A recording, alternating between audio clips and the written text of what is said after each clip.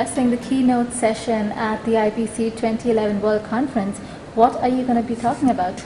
I'll be talking about how the human brain, these 3 pounds of meat, how it makes decisions, how we come to choose between all the alternatives that are out there, and more specifically, how we can use this new neuroscience about how the brain makes decisions to make better decisions, and also to communicate better with the people around us, with our customers, with our employees, with our colleagues, with our family members, how to use this new knowledge in practical ways. In your talk, will you be sharing any case studies or examples of leaders and their decision-making process? Yeah, I'll be telling a bunch of stories. A couple stories that I think, they're dramatic stories.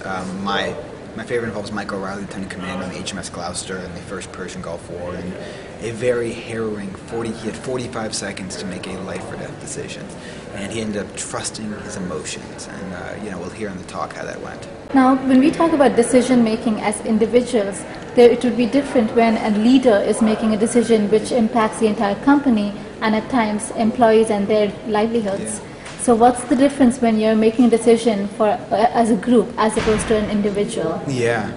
Group decision making is a very complicated subject. It's something that's very tough to study in a lab, obviously. When you put someone in a brain scanner and studying one person by themselves, that's it. I do think we're starting to make some interesting progress looking at both the ideal way for groups to make decisions and exactly how that process should work.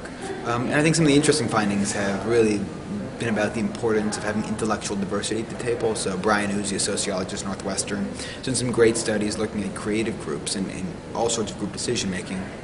And his basic lesson is that you don't want a group that's been together for too long, so people who are all best friends or work together for years, because then they start to repeat themselves. Creativity saps out, and they start to be subject to groupthink. But you also don't want people who have never worked together before at all, because then you also run into problems where they're not able to communicate properly, where they don't know the same language. And really what you should target is that sweet spot, where you've got some people who know how to work together, people who have been together for years, but you also want to inject some fresh voices. Those are the groups, doesn't matter if it's decision-making or creativity, doesn't matter if they're trying to create Broadway plays, that's one of his data samples, or on a corporate task force, that you want a little familiarity but not too much. So it's a sweet spot. He calls it the importance of cue. Cue is the variable he studies.